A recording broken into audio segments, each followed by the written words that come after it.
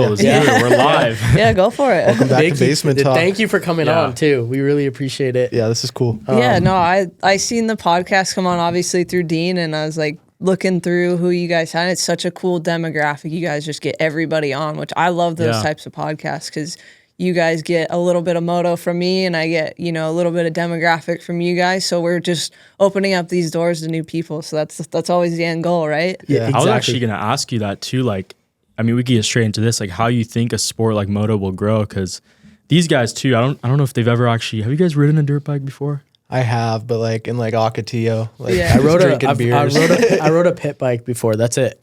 Yeah, but that's Like all you need, right? I know, like, it was fun. I've never rode a bike though. Yeah, the sport. I like it a lot. I love the sport. That's rad. I feel like our sport is kind of misunderstood because it's so hard to relate to until you do it, right? So once you start doing it, you pick up on how addicting it is and how fun it is, and the opportunities are kind of endless. So once you get that a little bit, you know, relationship of understanding like what we're going through and what we do, then you start getting hooked, and that's 100%. where it starts to grow, right? Yeah, this like past year, me and Kobe have started watching the races with him on Saturdays. Yeah. They're so entertaining. Yeah, we get Yeah, hyped. they're awesome. I'm a big Cooper Webb guy. There you go. Yeah. Yep. I remember too the first time. I think it was like we were in Ocotillo, right? Yeah. With like Art and all the guys, and then my dad raced moto, like years ago. Let's be careful there. He's not he still rides with my brother though. He beats That's my so brother. rad. Yeah, he whoops He's- him on the he track. whoops him. He's like in his mid 50s. No, it's 80s And or something. the first time I got on a pit bike, I liked it. It was fun, but then he like got on a bike and he got hooked. So There's he's something been riding- about, and you could, I don't know what it is for you, but for me, it's like the adrenaline rush you get of just, I can't explain it. I mean, how would you explain it for yourself? Like, what is it that really, you know, got you addicted? Because I feel like everyone who rides has that weird, you know, thing. Yeah, like you said, it's hard to explain exactly what it is. It's like part adrenaline, part feeling like kind of free and getting to go off and focus on everything but your normal life. You know, there's so many outlets or ways to describe it, but it's different for everyone. But everyone, once you ride, you get it. So that's like what I always say is once you hop on, you'll understand. You just got to go dangerous. ride. Oh, it's super dangerous. That's the Especially what hardest you're part. doing. I mean, that's what, like, It's a different level. Yeah. I actually, you know what? This is a good thing to talk about too. We talk about this all the time. What's more dangerous, UFC or moto? Because we have a lot of fighters on. Yeah. What's your perspective? I have my own, obviously, but Yeah, it's funny because I've been talking with Sean Strickland about that, and he tells me, he's like, you're gnarly. Like, this is insane. I'm like, what do you mean? You're in a cage with someone that wants to kill you and that's trained to do that. I'm like, how is that? I don't know. Like, to me, like, what they do is insane. yeah. So I feel like we just have so much respect for each other's sport that it's just like, no, you're gnarly. No, you're gnarly. But I don't know. It's hard. I think our sport, obviously, the danger level is higher. But at the same time, ours is maybe a little bit more controllable too, because it's all on us. We don't have to, I guess, be on the defense for attacks type thing, but we also have a bike that can put us off of it at any time. So I don't know, I guess it's hard, but I would say ours is probably more common occurrence for injuries and that type of thing, or I agree. or just common occurrence for injuries is just really high. I agree. I mean, you guys know my perspective. I think moto is just... Me and Kyler used to go back and forth on it like all the time, like about a year ago. And I was going through Instagram Reels and I saw a video of this kid riding on a track, and he gets up, and when he gets up, his leg is just like spaghetti. And I sent it to Kyler. I go, I think you're right. Like, it changed my viewpoint on the argument. I was like, holy shit. Not to Crazy. bring back any like bad memories though, but what has been one of your worst crashes? My worst crash was probably in 2018. We were in a convention center in Cleveland, and we were doing just a regular jump show, but we were doing it on polished concrete. And if you've ever stepped on it, it's really slippery, and it definitely does. Pause concrete? Polished concrete. Polished concrete. Yeah, so it's very, very slippery. Yeah. Especially if you're riding a dirt bike on it. So we didn't really back then do it the right way. We didn't bring a set of like different material to ride on as we should, and we do now. But back Like leading then, up to the ramp, you're yeah, saying? so Okay. that way our surface is better for like knobby tires and things like that. But back then we were just spraying like Monster or soda on the ground, and when it dries, the syrup is left, and it creates like a sticky. weird, it's really sticky. And once you'd make some passes on your bike and get some rubber on it, it gets really, really tacky. So we would just do that, which not the best route to That's go, hilarious. but that's what we did. Thank you, Monster. Yeah, so we actually, it was a double bonus on that. Yeah. But yeah, just that one, for whatever reason, it was just didn't hook. So when I went to gas it, I just got full wheel spin, and I was just spinning the whole way and up the ramp spinning, and I wasn't even gonna make it to the landing, and I was already more worried about starting to get like the over the bars feeling, because now I have no traction on my rear wheel. So I was just starting to go, I was more concerned about keeping the front end high so I wouldn't go face first into concrete. So I got the front wheel, I controlled it enough to keep the front wheel high, but I was like up here, the landing's way out there, not making it. And did you just land flat? yeah, Oh landed my flat, gosh. probably like 40 feet up. And last minute, I just didn't have good control of my bike from trying to keep it front wheel high. So I just let it go. And I never do that. And I did it that time. Yeah. And I came down and pretty much exploded my entire ankle to the point where there weren't any bones left in my heel to even reattach. And every single bone in my foot and ankle were broken in some form. Did you still feel anything from that? Yeah, there was a lot of complications. I ended up getting compartment syndrome in it, which is like where there's so much inflammation that your body can't funnel it out. So it just starts dying. Your tissue starts to die. Your cartilage everything's just suffocating itself. And so I sat with that for like 22 hours in the hospital before they even realized what was going on. And the specialist walked in and looked at it and was like, "Oh no, like I got to step out and call the surgery room and get you in there Probably now." a first for him. And I'm just like, what's happening? Like, are you sure? Like, what's going on? And I just remember going into surgery and like, we got to relieve the pressure now or you're going to lose your foot. Oh my. Jeez. So that was like scary moment number one. And I didn't even know going into surgery if like how it worked, because they were in such a rush. They didn't really explain anything. So I went in and I was just remember waking up like, do I have a foot? Is it still there? Like, I don't know how this works, but I'm so scared. Yeah. And that's kind of like what led into all that. And I had to get a medical flight back to California for my surgeon, like a specialist to put it all back together, because the surgeon in Ohio was, thankfully enough, he was like a surgeon where he's just said, I don't feel confident in like putting this back together with what you do, because I could easily ruin your career. Yeah. So he's like, I'd rather do whatever it takes to get you back to California, get you back to your specialist, and get you in the right hands. So thankfully, he was kind of like, I don't know, man enough to realize and admit, like, I don't want to touch this. Like, I want you to go somewhere else. How long was the recovery? It was, I had a lot of complications throughout it. So I had an infection, like, on a weird time. Usually they don't worry about infection until like a week after, and then you're kind of in the clear. But I had an infection like 7 weeks or I think it was either 7 to 12 weeks, somewhere in there, where I was like, you're plenty in the clear. Wow. And then I got a really weird, bad infection, and then it caused a bunch of problems and complications and more surgery. So I ended up having almost a surgery a month. Jeez. So instead of having, I think I was supposed to have 2 or 3 total, it turned into 7 or 8. Wow. In the span of a year. So it took almost a full year to just get back on the bike and get walking. And was that scary getting back on the bike after all that? Getting back on the bike, no, it was just more scary because there were so much complications, and we were kind of just, as a medical team, like guessing of like, I think this is going to work, but we don't know. And it was just like last minute, okay, think it's worked, you go try, and that was the route we took, because I just was like, the next step was very extensive, and it was going to be very, like, a lot of trauma and a lot of just a huge thing to take on. And I was just like maxed out. I'm like, I can't do all that. Yeah. So we kind of went a different route on just a kind of a guessing game of how to go about making sure the foot was still going to be there and being able to use it and walk on it. And then riding was just like okay, like we'll worry about that part later. We just need to make sure you can have a foot to walk on, basically. Oh my god. That first moment, probably you getting back on the bike, you were just so relieved. Yeah, I just never Like, thought that's- it was going to come. So Yeah. it was just like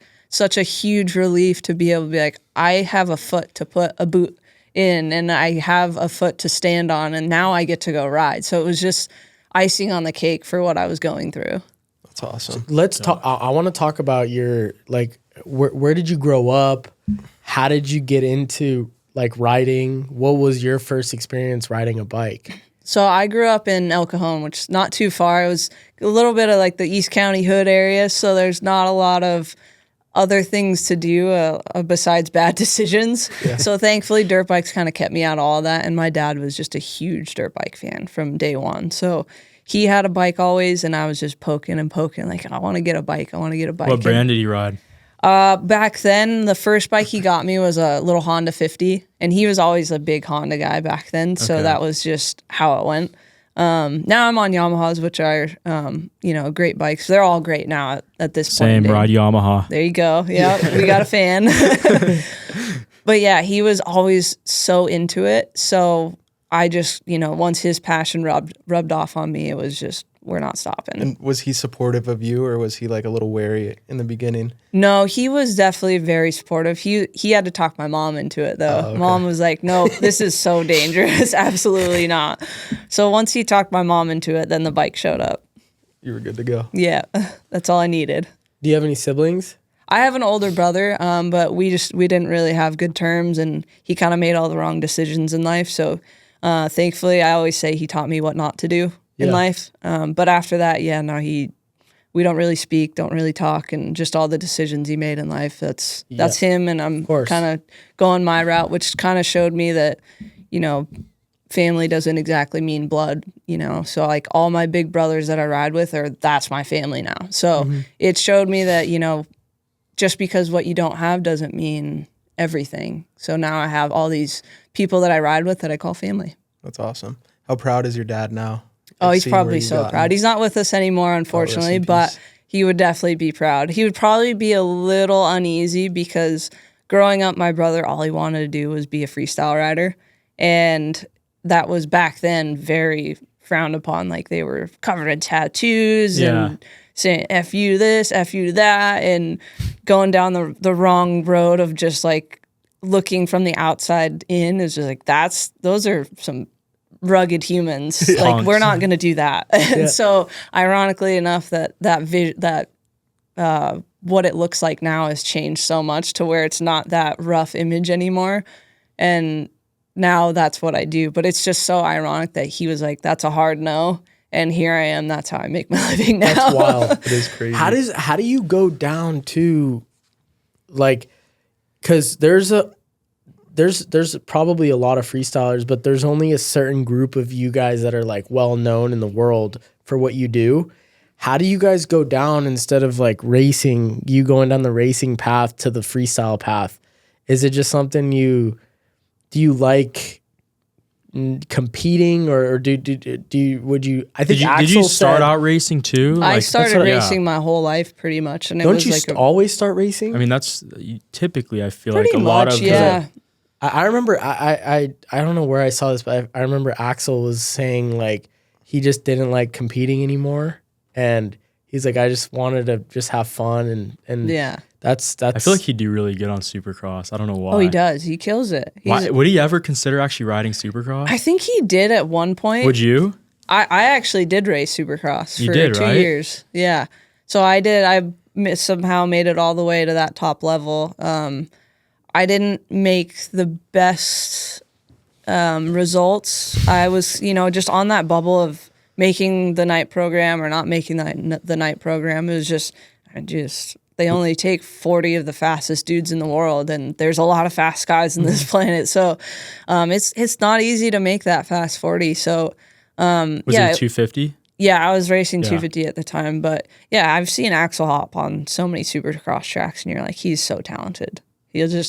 He'll go for it, no problem. His only problem is just endurance. He can go really fast for a couple laps, but he says it himself. He's like, I just get really tired and arm pump, and I just can't hold on anymore. What about arm pump for you? Is that something you get a lot? I did back when I was racing. And I feel like too, it probably goes hand in hand with like form, technique, and at the highest level, bike setup.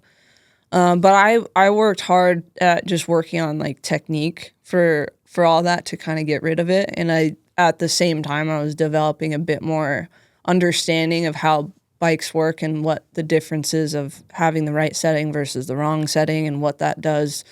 So hand in hand, yes and no. Now I'm dealing with it just because I'm coming off a wrist and a hand injury, so I'm getting all sorts of arm pump. But do you think though arm pump has anything to do with like your mental?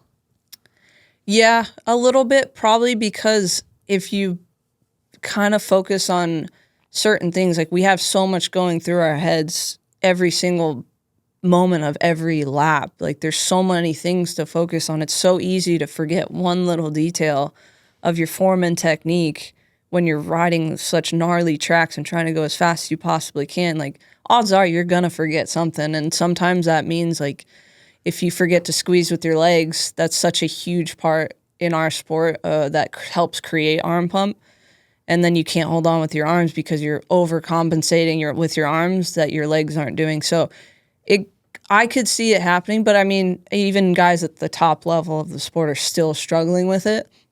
So yes and no, probably. How could you explain like arm pump to these guys too? Like when you really can't hold a butt.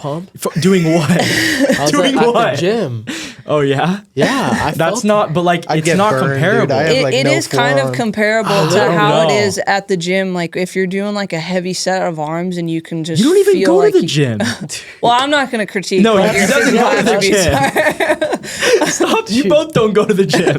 I've been to the gym. I didn't claim I got arm pump. I don't go a lot. He's like but Okay, a well, stairmaster guy. Next felt- time you go to the gym, if you do or ever, no judgment. But try lifting super heavy and maxing out as many reps as you can, and then your forearms are just like your muscles just Burning. almost start not working because you've overworked them so much that there's so much blood pumping through them that you can't even operate anymore, and that's what we get on dirt bikes. I'd get killed after lap one. I got no forearms. I'd Yeah. be done. There was a time It's where I went to the wild. track and I couldn't even ride one section because my arm was just like a balloon. It was crazy. Yeah, I mean that's what you see on TV, guys fading super hard because they can't hold on anymore. Yeah. So you get that surgery though. Yeah, we were talking to Dino about that. He says said he he got got the it. surgery Oh yeah, I think too. I remember him saying like he struggled with it really bad. Yeah. Yeah, I think a lot of guys do. They just, they probably don't talk about. I want to talk about how to throw a whip because I go to the track and I'm a vet track pro. Okay, I'm not like Hey, going on that's the main, perfect. but if you're on the vet track, I will throw you in a berm. No, I'm kidding. But when I throw a whip, I feel like by the end of the moto, my neck is just like really messed up. So I'm probably going like this, and then my bike is just fully straight. Yeah. So like, how do you really do that? Because I'm trying to figure it out still. Throwing baby I'm whip. just going like this on the vet track. He's just moving his head. Well, I with the mean, bike. you have the upper body form at least, so that's half the battle, right? Yes. But I kind of go through this because I help like a lot of younger amateur kids and a lot of younger girls that are riding coming up, and even my boyfriend, he comes from the V-twin world and he loves riding and he's the same way. So I taught him how to do it, so I think I could teach anyone. I think I got it figured out, but it kind of just starts with a lot of people don't think about it. But it's kind of starts almost with like soaking jumps up more, even if you're not turning the bike, so to speak, in the air. It's more of just absorbing what's coming from the lip. A lot of people ride off the lip, which is the first step of learning how to jump, is just riding off the lip with good throttle and consistent throttle and not being choppy on the throttle and having all the right form and technique. But then it's weird because what you teach a brand new beginner, you start almost teaching them what would be bad habits for a first timer, but the advanced steps are almost what you don't want to teach a first timer. So you want that perfect form coming off the lip so nothing bad happens that you can't control, because there's big difference between a whip and getting kicked sideways. So the second step would be you almost just absorb what's coming into you instead of riding off the lip at the peak of the lip. Now you're absorbing what's coming, so you're almost bringing the bike into you.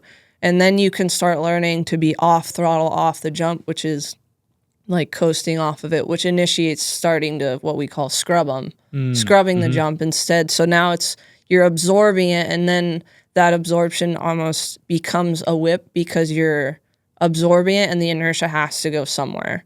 So then that's when the rear wheel starts coming out and it starts to be a scrub. And that's the best way that it starts happening. And then once you learn how to absorb it off throttle, the whip is now you're going on throttle and just pushing through the lip. So there's steps involved, but a lot of people like you think if you just freaking crank my neck. Yeah. That things are going to happen, which it might. But there's no way to, yeah. I always say too, everyone can whip a bike. Not a lot of people can bring them back. So there's a second step to that, which is bringing it all back. That's what I always think when I see the videos. I always feel like I'd turn it and then I just spin out. Yeah, exactly. What is the craziest whip you've ever seen someone do? Maybe even not on video. I mean, obviously with, Patrick Evans coming up, he definitely, obviously, he's got the number one on his bike for a reason because he's throwing the biggest whips known to man right now. But there's nothing like what Hanny did back in, I think it was 2012 or 2013. And that one like broke the internet. I don't know if I've seen that. Yeah, I was probably like 10, so. Yeah, I was actually competed in that one. That's why I remember it so well. Oh, wow. And that was my first year doing it. And when I watched him do that one, it was just unreal. Like, it was just, a dirt bike wasn't meant to go that far. He was just starting to bring it to a point where, like, how are you supposed to bring that back? You're going the wrong way. Yeah. Like, it's just crazy. Yeah. So mind-boggling. It was just such a internet break moment of just like, whoa, no one's ever done that big of a whip before. And then with the e-bikes now, you can like toss that thing. Yeah. I mean, it's a big learning curve to hop on one of those e-bikes for sure. It's not like you just hop on them and all of a sudden you're a whip master. You got a lot of things to figure out. What's the weight difference on that compared to like a normal? They're actually heavier. I don't know how much. I think someone said like that's crazy. 10 to 20 pounds heavier than like a 450. Probably the battery, right? Yeah, the battery's just really heavy. That's a lot of weight heavy for racing. Yeah, but it's just they have more weight, but the rear wheel, the torque that you get from the inertia of the battery. Do you think they would do an electric bike like competition? Electric bike competition, like Supercross, electric bikes. I was gonna ask you that if that's where you think the future's heading too.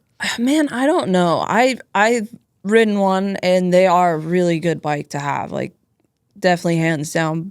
But nothing beats a gas shop. Agree. How would it sound to be like? Bzzz, like I agree. It would be weird. Yeah, I mean, like a handful of the people I ride with, they're on them, and still, like you can hear them, especially when we're out practicing on it by ourselves. There's only a handful of us, so. Mm-hmm. Especially when they're out there by themselves, if one of them's just riding, you can hear it, and it's just like, like a little Tesla pulling up. So you can't hear them, on their own, like you can hear the panic rev that comes off of them. So it's kind of cool when you can hear it, but the whole point is to not be able to hear it really, right? So kind of a hard give and take.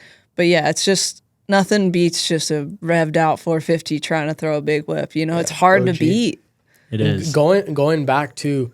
So you started off racing, and then when did you go into the freestyling full time, or what was that transition? It was a kind of a blended transition for me. I think around 2011, I rented a room to Matt Byton, which was he's a big X Games legend, had a lot of medals and big freestyle guy as well. And he would always be inviting me. I was still full racing, so my off day of training and going to the gym and doing all these things, my off day, he's like, hey, you want to come ride ramps? So I'm like, yeah, sure, why not? Like, let's do it. So I'd go on my off day of doing all my work. I'd go there, have some fun with them, come back, go back into work mode. So it was just like my one day of having my fun day of being on the bike. So that's kind of how it started. And then all the boys, were poking like, dude, you need to do this. Like, you learn a couple tricks, you're going to make so much money and this and that. And I just told them, I need to finish all my Supercross or my racing goals and get this out, because if I leave now, like I'll never be able to do it. Like these are the things that you have to do when you're young and able to do them. And if I wait, one, I might not do them, and two, I might not be able to do them. So I fulfilled everything that I wanted to do in my racing career. And then that's when I switched to the free ride and freestyle thing. So I kind of did it later in life. But I mean, I don't think many freestyle riders just start right off the bat. Now we're seeing a few that kind of start like, this is what I want to do, is be a freestyle rider. But it was always something that came later in most people's career to do freestyle. And who were some of your mentors in racing and freestyle? I think my mentor mainly like for racing was always Sean Hamlin, and he was just a really good person for me to work with. Like, he understood the difference of working with a male in the sport and a female in the sport. So he worked with just me personally really well. So we just really bonded that way, and he could explain things in a way that I just really needed a lot of detail and reasons why I'm doing what I'm doing and how it works. So I just needed to understand the process more. So he was really good at explaining it for me. And then transitioning into freestyle was just honestly all of them. Like all the big names that you hear, like Twitch, Taka, Potter, like all these big names, they're so helpful. Like they don't want to see you crash doing this. And there's only one place to crash, is up in the air. So you don't want to see your friends crash. So they're always so helpful. Just like, hey, try it like this. Hey, do this. Like, they were always just there to guide me. Is there a trick that really scares you right now, but you really want to do it? I mean, I've done a handful of them that already do. But yeah, there's a couple that are still kind of on my bucket list that I want to do, but it's just going to be like, okay, it's time to buckle down, go to war, and dig deep type moments. And you get a lot of those through a new trick learning process. But after that, no, like most of them upright wise, you can learn just on the ramp as you go. You just baby step it. Did you get your first sponsorship or brand deal from racing or from freestyle?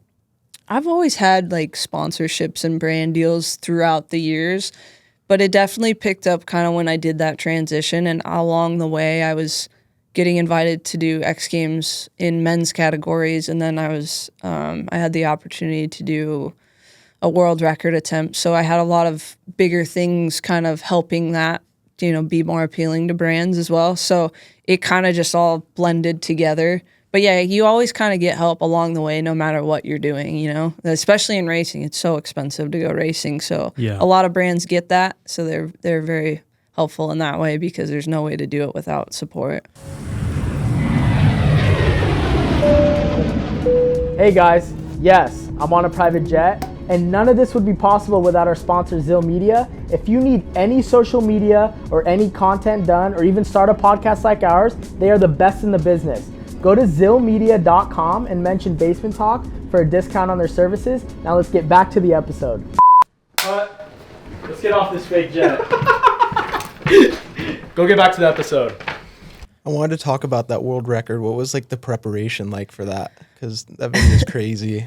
Yeah, it was definitely a lot different. I mean, I'm so used to being in the air at this point in my life that doing something on the ground, I was kind of underestimating it. Not that it wasn't a gnarly stunt. I was just like, well, I'm not leaving the ground. How gnarly could it be? Type 5, but which was the wrong way to think about it, 'cause, dealing with fire. So firewalls. So you probably should take fire seriously. But no, it was definitely a hard thing to just get around and just bashing your head through walls on fire. Like, it's not a normal thing that most people do. So the biggest thing that we had a problem with was just the fumes, the fire fumes, and like having to have not an open face helmet, but there was an opening under your chin for all the helmets. Like, you've worn helmets, there's an opening here. So all the fumes were just going in my helmet, and I just couldn't see, I couldn't breathe. Oh my. And that was the hardest thing we had to figure out, because all these helmets are obviously designed to have airflow and ventilation, and now we had to take all of that out, because it was like, if you've ever sat by a campfire and the wind changes the direction, it hits you in the face and you close your eyes and you got to look away. Well, I'm, riding through walls on fire. I can't close my eyes. So that was like the scariest thing, because we didn't figure out that was a problem until a test run, and I was midway through the test run and there's no out. So I think we were maybe doing a test run with like 5 or 6 boards or something like that. Nothing, or walls. Yeah. And yeah, halfway through, panicking because I'm like, I can't see anymore. I got to close my eyes. But on the edge of each wall were metal beams holding the wood up. Oh, so I geez. couldn't, I didn't have an beam, out, you're done, you know? yeah. So I was just squinting and just trying to keep my eyes open through this. And just once I made it out, I'm like, we have problems Yeah. that we need to address. But thankfully we were working with Bell Helmets at the time. And one of the guys from Bell Helmets came over and super glued by hand all the vents, like closed all the vents. Wow. Figured out a way to put like they do it in off-road racing, so like a neck sleeve, and we just put Velcro around the bottom of my helmet and put like a Velcro sleeve and tucked it into my suit, and then we were good. Yeah. But we learned the hard way of what the problem The was. test run. That's crazy. Gosh. Who's your favorite racer? Man, my favorite racer. 250 and 450. Man, of like current racers or We should do like all time and current. Okay. All time, I'm going to go with Wyndham. Like, that was my idol growing up because, like, I didn't realize when I was a little kid, I just pointed him out when I was like 7. So I didn't know what I was looking at until later in life. I'm like, I get it now because this dude's bad. Yeah. And he had so much style. So it was so sick to watch him ride. So all time for sure. He's definitely my favorite. Current, I gotta go probably with like Tomac or overseas, like a Hurlings. They're just bad dudes on bikes, and it's something about when you can override a 450 to make it go fast. Like that's a big deal. There's only a few guys that can do that too. I feel like. Yeah, He's like one of them. just letting the thing eat. I mean, obviously you have like your Jet Lawrence style where everything's calculated and Jumping flowing, over little bumps. yeah, and it's very meticulous and it's very respectable, but just something about just like that raw speed that Tomac and Hurlings have, you're just like, that's wild to just manhandle a 450 like that. It is. What about 250? 250, oh man, all time. I mean, it's hard because you have your Current. current legends were on 250s at one point in their life, but oh man, Who do you really like right now? Like who's like? Man, that's a tough one. There's so many good, there are so many good dudes coming up. I kind of have to say Cole Davies. He's just insane. He's just a kid that came from like out of nowhere, right? And didn't really talk about it. Didn't really have anything to say. Just showed up wanting to ride his dirt bike and showing him that he means business. But it's just cool because you see this kid that's so underrated when he came here. And no one I mean, I'm sure. 16? Yeah, he's very young. He's really young. That's crazy. He's whooping everyone right now. Yeah, and what is his first year full time? He's beating Hayden? Oh, yeah. Yeah, he's giving Hayden a run for Hayden's his money. definitely got the plate. Are they teammates? Yeah, they're teammates. That's crazy. But it's just cool. I love seeing like a kid he came here to live his dream, and he's doing way better than maybe even he expected to do. You know, his first ever season, and he's just crushing it. So I don't know. I love seeing that. Did you see that clip of Hayden smacking Beaumare? Yeah, that was crazy. That was crazy. Yeah, that was insane. I mean, we got to bring that back. Come on, more fighting in Moto. Yeah, I don't know. I feel like the drama is good for the sport. I mean, look how popular UFC is just because of how much drama they cause in between each other for pre-fight stuff, right? Like, and that's what people want to see.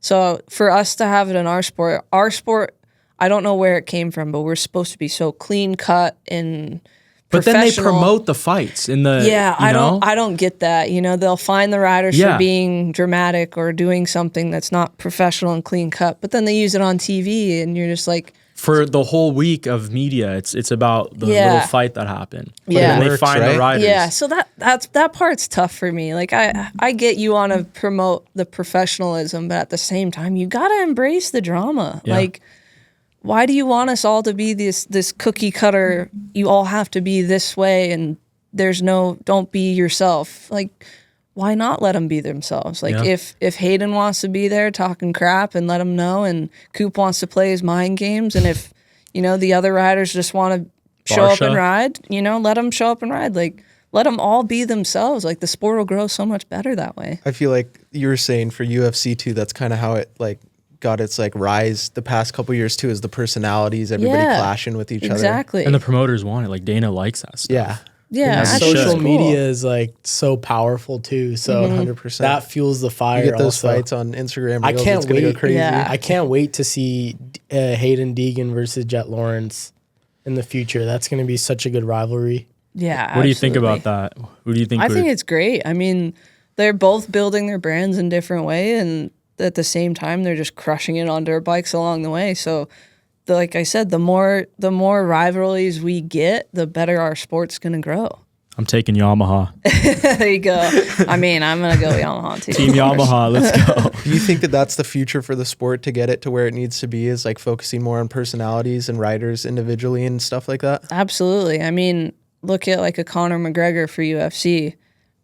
Whether you like what he says or not, you listen, right? Yeah, it's entertaining. He And- sells fights. Yeah, and Hayden's doing the same thing. Whether you like him as a person or as a rider or whatever, do you listen to his podium interview? 'Cause it's going to be interesting, right?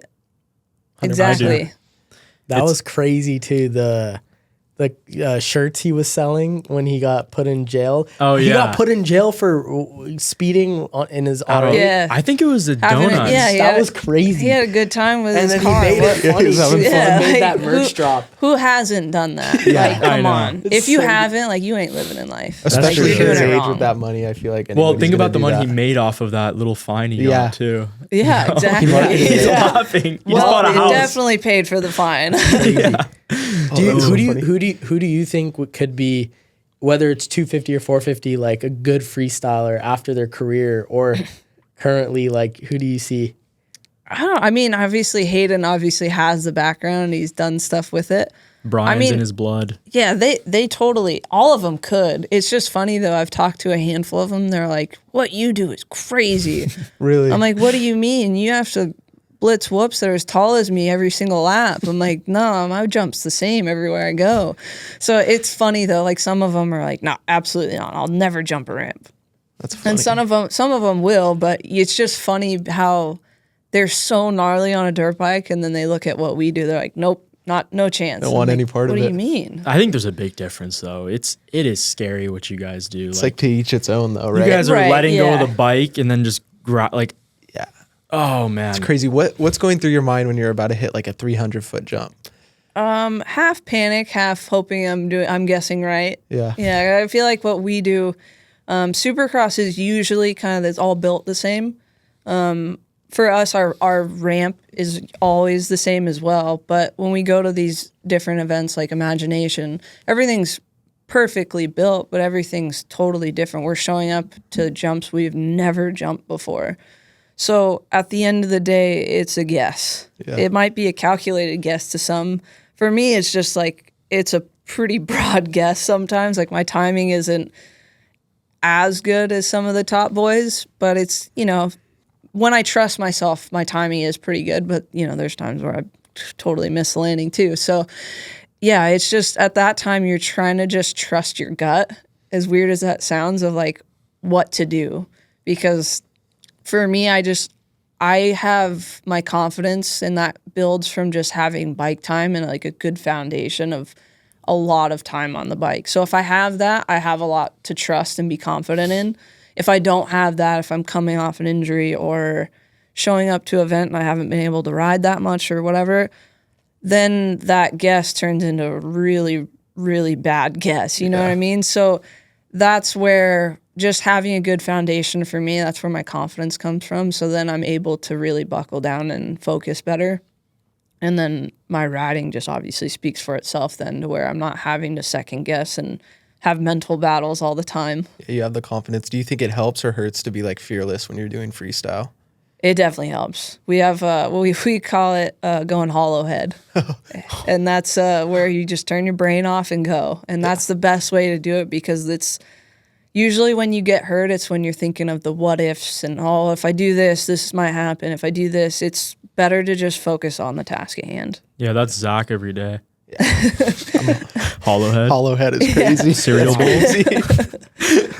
Oh my god. What do you do outside of riding? Like, what do you like to do for fun? I mean, for fun for me, it's probably really boring, but I enjoy the the fitness side of the sport. Really? So I like I hate fitness. Yeah. We know. I'm pretty boring. So I like going to the gym, and then spare time, just kind of just spending time with the people I usually don't have time to spend with. So just seeing, friends, family, and then outside of that, just going like rip some Indians around town or cruise around those, and that's about it. I'm pretty boring. What about food? Best food? Like if you were to eat one meal right now and you didn't care about your health. That's important. Yeah, that is tough. I mean, if I don't care about my health, I'm going like chicken tenders all day. That sounds Classic fire. chicken tendies. Yeah, I'm a 12-year-old. I just want chicken tenders. What kind of sauce? I mean, barbecue is good, but if we're going all unhealthy, just give me the corn syrup ranch. Yeah. That's the best. Yeah. Where's your favorite place to ride? My favorite place to ride is probably Cheney Ranch. It's like a private motocross track, but I know the owner really well, and he'll hit me up and be like, "Hey, the track's, we're gonna do a private day. Come out." And Where's Cheney Ranch? it's in Warner Springs. Dang. So it's Invite me out. What the heck? She's it's gatekeeping. That's too good. That's actually where I did my front flip for real moto. So I became really close with the owner, and he let me build a landing out there for that. Wow. And so it's a very generous couple that lives there, and they're just so rad, and they love that facility. What's the deal with the Lake Elsinore track? Are they going to open it back up? Yeah, pretty soon, I think, actually. I think very soon it is. I was talking to these guys about it too, because, I got them caught up on it, but that whole situation was definitely interesting because when you go into a track, I mean, you do essentially sign your life away, and it's like, I mean, rest in peace to I think it was a young girl who died over there, but man, to take it out on the track, I don't know if that was the right thing to do. I don't know. It's so tough. Situation, It's, right? yeah, it's so hard. Because you're not in that situation. Yeah, and California is the one place we don't do split practices. Everywhere else, pretty much in the U.S., does split practice. Here, we don't do that. Split practice meaning like, what do you mean by that? Just by skill level or by bike size. Oh, you're right. They do that, I think, at Paris too on the nighttime days. Sometimes, yeah. But I mean, I get it from both points. Like if you're a pro rider and you only get a 15-minute window every, hour, you can't get anything done. Like you're not going to progress. You can't do your laps. You can't do your sprint laps. But now too, the same pro rider has to go out with a guy that's just might be learning to ride, like and that's not safe either. So we're definitely in a weird predicament to where I'm not really sure of what the resolution would be or look like. But I feel like something needs to change because especially like weekends, like you have a couple fast guys and a lot of slower riders. It's dangerous. It's just dangerous. It and is a lot for of everybody. we just don't, I think the slower riders don't quite understand track etiquette on how to just manage that as well. Keep your line And where to enter and exit. And if someone faster is coming, don't try and ride over your head and race with them. Just let them go and continue on. Like there's so many things like the slower riders would be helpful to understand. And I never the slow riders have every right to be out there. Like we're all having fun riding our dirt bikes, right? So I'm not more entitled to having the track than you are. You are like we all share the track. So the faster riders need to have a little bit more patience when they share the track like that. And the slower riders, I think, need to just have a little bit more understanding on some etiquette. How many of these top guys have their own tracks? Zero, That's really. not Like, really. I mean, not zero, but California-wise, zero. I mean, Tomac does. Yeah, I know- Tomac has his own. Like, the how do they Lawrence have a compound. diversify their training, though, for different stadiums and stuff? Or do you not know what the jumps are?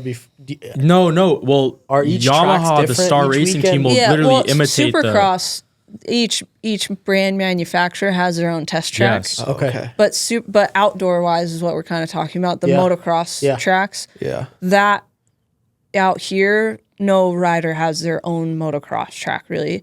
East Coast wise, like you said, like Tomac has his own facility. A lot of private I know facilities. Barsha had his own thing, which I think he got rid of. Yeah, a lot of motocross top 450 guys will have their own facility, or they'll be training facilities that are kind of just based around having fast riders. And I want to go back to what you said though, because I was thinking about it. And there's no other sport too where you can ride with a pro next to you. Other than like maybe surfing, but those guys think they own the ocean for some reason, so they'll like I always thought it'd be cool. Like well, not cool, but how wild would it be if Moto had the surfing aspects?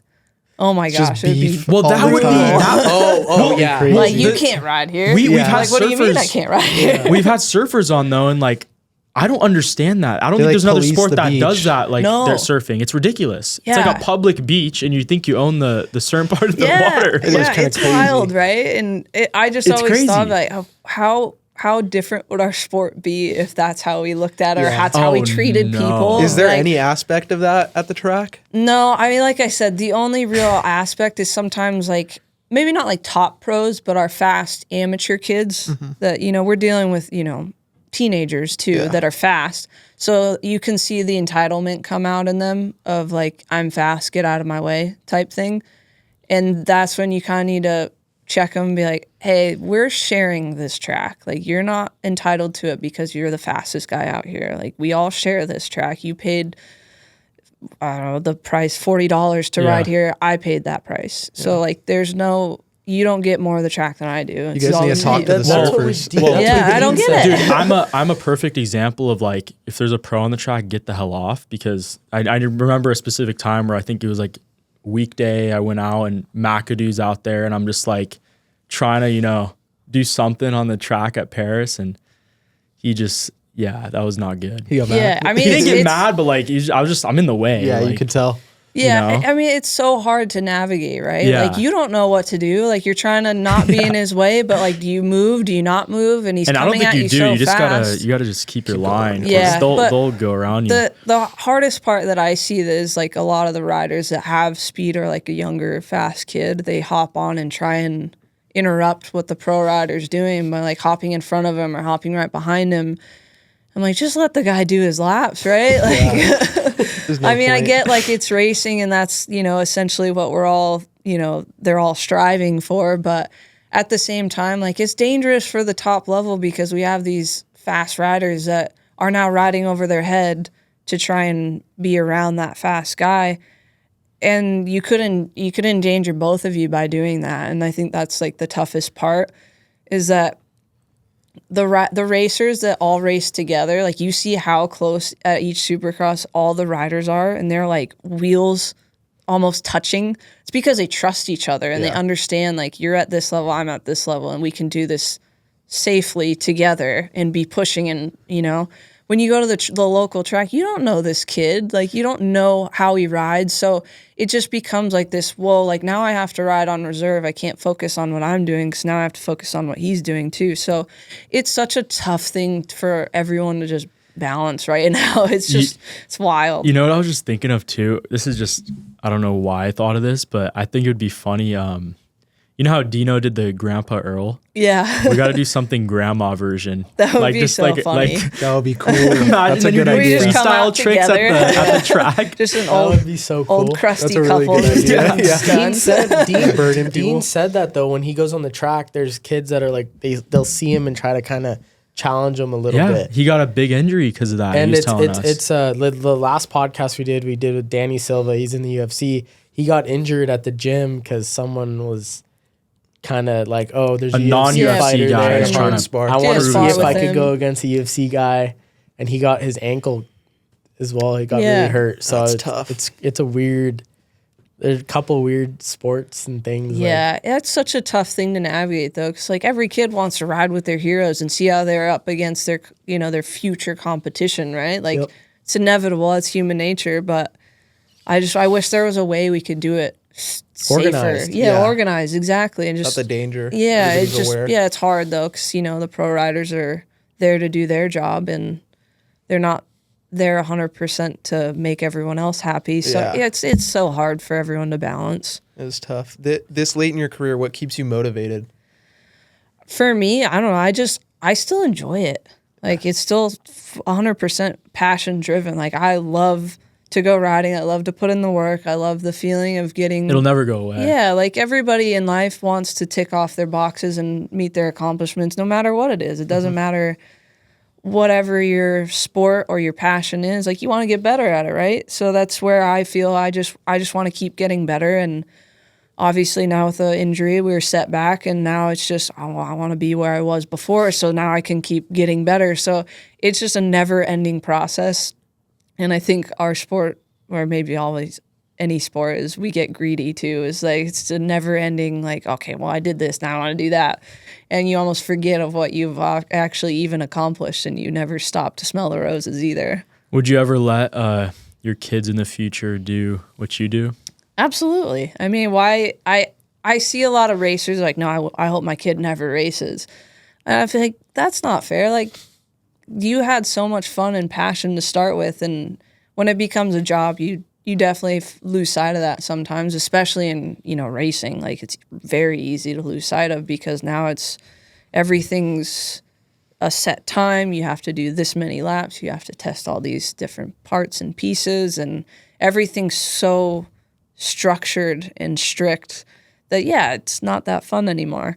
But at the same time, like, I don't know, I see like a Villapoto, and he's out at the track with his kids, and he was the guy who's like, I don't want my kids to ride. Or like a Josh Grant, he didn't really want his kids to ride, and look at them now, they're just ultimate moto dads, just having fun with their kids and getting to ride dirt bikes with their kids. So and that that's was like my the ultimate dad. goal. He didn't really, he hit it for me for like 20 years, and I was like, whoa, this sport exists? And then too late, Yeah. I'm just Now he's whipping you on the track every weekend. no, he's not. That's probably why he did it. He's like, Stop. that way my kid will never pass. No, I do. No, we cannot. We're gonna cut this out now. No, he's gonna hold it over him. He's way better than you. No, he's not. Stop Just it. the way he like looks on the track, it's like more natural. Stop. Just stop. Dude. Just A little stop. stiff out there, Just Kyler. pouring salt in the wound. Dude, Sprinkle we need to right get in. Supercross suspension for you for a motocross track. What? You wouldn't get it. He's throwing shots at you. You got to get you in the gym. Oh, that's funny. Dude. What advice would you have for a younger girl that wants to get into moto? I always give the same advice: is just make sure you find a way to keep it fun. It's always such a intense sport to join into, and especially now, all these young kids are getting shipped off to training facilities to go start what the pros do at, like, I don't know the age they start, but like really young, like young teenagers, and even like kids on 60s, or like their parents are like, all right, we're moving to the training facility. We sold everything, and we're going to the facility, and you're going to train, Monday through Friday, and you're going to do this many laps, and you're going to go to the gym at this time. And I'm like, he's 8. I'm like, what do you mean? Well, what's funny? I was at Paris once. I don't know who this was, but like this goes to what we were talking about. This guy though was like practicing hole shots with this younger girl, and he's like dropping a rock, and she's going, and he was screaming at her like, Yeah. And I was like, what is going? It was embarrassing. Everyone's looking at this guy like, dude, what are you doing? Like, it was crazy. I probably know who you're talking about, because I see a very similar thing happening with a young girl. Yeah. Why Guy. are you screaming at her? Yeah. She's a young little There's girl. one crazy dad at the track. like, We I gotta, don't get, know, we gotta I get don't him on get the that. pod with you. Yeah. You can I talk some sense I into never him. got that, because I'm like, you know what? You get on the bike and go do it then. Yeah. Like, if you want to scream at your kid to tell him how to do it, you better be able to show him. Like, I mean, if Villapoto's screaming at his kid, like, That's a little sorry, different. kid, like, Yeah. he can do It's it. valid. So, Yeah. like, if he can show that's you so how to do funny. it, he can tell you how it's done. But dad can't yeah, even some of the ride. other parents, I'm like, man, just, I don't know. I feel like that's just not the relationship you want to have with your kid either. Yeah. Right? I mean, I'm not a parent, so I don't know how that works behind closed doors. Maybe it does work for you screaming at them and it gets them fired up. I don't know. Maybe it could. But other kids maybe buckle under that kind of pressure when your parents screaming at you to do something. I don't know. Intense. Yeah, it looked pretty sad to me. I was Yeah, like, so damn. I don't know. When I help, I have a few amateur kids that I help, and their parents are always calling me, and I'm like, you know what? I'm like, you're doing everything right. I'm like, you're calling me concerned about what path to take with your kid. And that's really cool, because you don't want to do the wrong thing, and they're not sitting there screaming at them, but they don't understand like what to do. And those are the kids and like the families I love helping, because they're in it for the right reasons. I don't care if the kid's gonna make it. Like, I don't help people for that reason. Like, oh, you have a future, like you need to go do this. I see the kids that have just a fiery passion for the sport. I'm like, I'm going to help that kid. I don't care where they go with it, but if they are having a good time and they progress, great. If they don't and they over it by 17, that's fine too. We had a great time. Why do you think some of these riders lose their passion when they're at such a high level? I Like, what do you think think just it is? the intensity in our sport's so brutal. Yeah. Like if you spend so much money, the pressure just keeps building and building of how much money you're spending on your kid. And then when you spend that money, you expect your kid to try, 110% every single time they're out there, and they don't want, it just becomes such a pressure bubble. I feel like that people forget that fun creates a lot of progression, and people forget that a lot. And especially in our sport, that one of the training facilities on the East Coast, they have, I think it's called Fun Fridays, and they're like, no laps.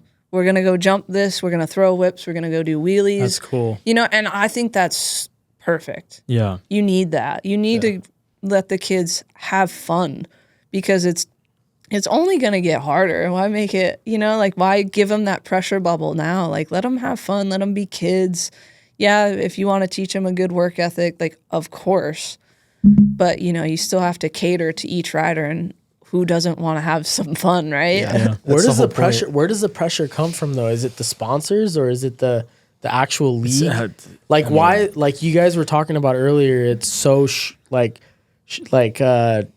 you have to follow the rules as a sport. Like it's so proper. What's the pressure coming from?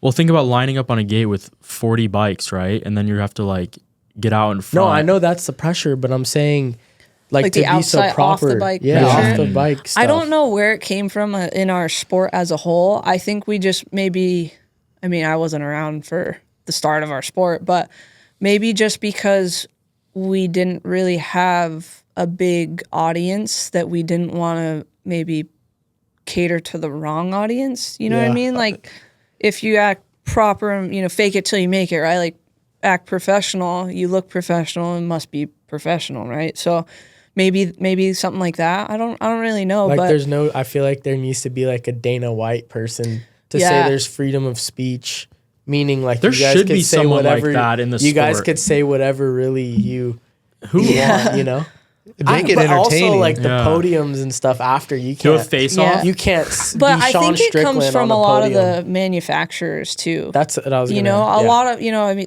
half of them are Japanese manufacturers, so a lot of that probably comes from the higher That's up. what I and, was thinking. Japanese culture is Super definitely like that too. Of if our higher up wants it to be this way, it better be that way, right? Yeah. So maybe that, I don't really know. Yeah. You know what's scary too is I feel like as the sport gets bigger and bigger, and the bikes get faster and faster, the tracks are going to change so much. Like my dad always tells me he's like 55 or something like that. I think he just turned 55. And he says the tracks that were like the main tracks are the vet tracks now. Oh yeah. Which is crazy. So if you think about the progression, I can't even imagine too what the tracks are going to look like in 15 to 20 years, and it's all electric and Be wild. No, I maybe hope there's not. flying I hope bikes, not. hover bikes bikes. is crazy. That's nuts. Have you guys seen that, the hover bike? There's No. actually one of those out there. Oh really? I like the haven't seen GTA it. 5 one. Oh, that's crazy. I know. What's the point of that? You're not hitting any jumps. You're I just don't know. flying I don't know. around. Racing in the air. Yeah, that's know? nuts. I mean, airplanes race. I don't Yeah, know. true. Yeah. True. That is scary. Catch me on the hover bike. Yeah, maybe that's our new step. Who knows? Yeah. No. I would, and then even the wingsuit. Would you guys ever do that? I would never do That's that. wild. I Yeah. don't know. That's something. I feel you would do it, not us. Yeah. I mean, if I had some training and understanding, but I don't get any Kobe, of that. you just so I drop ain't like a doing rock. it. Why is he on my head this He's whole making fun of podcast? you. He's calling me fat. I'm joking. He's Relax. gonna go to the gym Relax. right after. Yeah, this watch. this is all I motivation. gotta step out. No, we just sparred the other day. Oh, yeah, really? they've been Yeah. doing boxing training and stuff. Yeah. Yeah, I got Who won? won the sparring match? for sure. I did. Oh yeah. He tried to go for a takedown. We're just Middle boxing. of boxing. That's crazy. I mean, if you didn't set the I rules, I train guess like, anything I train goes. like Strickland. I go hard. He goes I'm hard always sparring. sparring. Oh my gosh. Wild. What is it crazy. like? What is it like talking to Strickland? He's cool, right? He's super cool. I haven't talked to him a whole lot, but just through the passion of dirt bikes, we've just kind of just chatted a little bit here and there, and it's just, yeah, he's just a wild human as far as you have I've a favorite gathered. fighter too? What's that? You have a favorite fighter? I mean, I'm not like, I don't follow it too well, but Yeah. I always thought like Miesha Tate was like really cool. And Ronda Rousey when she was like back in her prime, it was just really cool to see females doing like badass sports, you know, like that's so names, cool. Yeah, big names, like- really big names. And I met Miesha at like one of the supercrosses, and she was super rad. So it's just cool that once again you're so gnarly at what you do, but you can still be a good human and talk to another person like they're just another person. So it's just cool, and that's always cool to just meet other athletes that are so good at what they do and just talk to them about their sport, and then they'll talk to you about your sport. So that's like what me and Strickland had just talked about a little bit through like IG and stuff. It was just like, oh, how do you do this like on your bike? And I'm like, well, but how do you do this when you spar? Yeah, like it's exactly. insane. Like it's just cool to start understanding another sport because you're so consumed with your own sport that getting to learn another sport, that's Such really a cool to bubble me. too. The I can't sport. wait to Yeah. see a collaboration with you guys now. I'll be waiting. Yeah, Like a cool he's been video hitting me or up. He's something. like, you gotta teach me this. He's like, how do you do this? And it's so funny. That's because Him and Axel were at Fox too. That was pretty yeah, funny. I missed that day. I was supposed to go, Yeah. and I didn't make it out because of my wrist injury. But yeah, I definitely want to go and help him learn how to ride a little bit, because it's just so funny to me, because like that's a big dude, right? Yeah. He's got freaking tree trunks for legs, and I just wanted to tell Axel and Bierman, I'm like, why didn't you tell him to use his legs when he rode? Like He's all arms. Yeah, he was just all The bike arms. was like, I'm like, You you know could what have we told should him to do? fix that. We should like go get like have her do like you should flip over an octagon. That would be jump cool. or maybe yeah. put a foam pit in the octagon. That would be crazy. You know? Little UFC Moto promo. Yeah, because I don't know Right. if he's gonna Cool. land that. See if but- Sean can go over it. I Yeah, feel it'd be like crazy. he'd go for it. He would. He'd definitely would. go for it. He would It's definitely go for whether it, it would man. work out or not is the we should question. throw some foam in there. Yeah. I don't that's know. so That would crazy. be wild. Yeah, so it'll be cool. I'm excited to go, like, you know, teach him how to ride a little bit, and then maybe he'll teach me how to spar or something. So it'll be cool. That'd be badass. Oh my gosh. Yeah. Well, what do you guys think? Yeah. That Thank you so wraps much it for up. coming on. Yeah, Yeah, thank you for thank having you. me. I It's appreciate it. cool to come out. Yeah, we really appreciate it. Please come on again too. Yeah, Yeah, for sure. you're always Anytime. welcome. I know. Anytime you're down here. We'll But catch up soon. Yeah, absolutely. yeah. Thank you guys so much for watching. Everybody follow her down Yes, below. yes. We're gonna link everything. Link in bio. We really appreciate you coming on again, and 1,000 likes and Kobe backflips. Yeah. Oh, yeah. okay. 1,000 likes. That's and it? a backflip. Yeah. No way. I don't even know how to ride. Learn how to ride That first. could be a little tricky. But thank you guys so much for watching. Please like, please subscribe, and we'll see you guys next week. Later. Peace. Peace.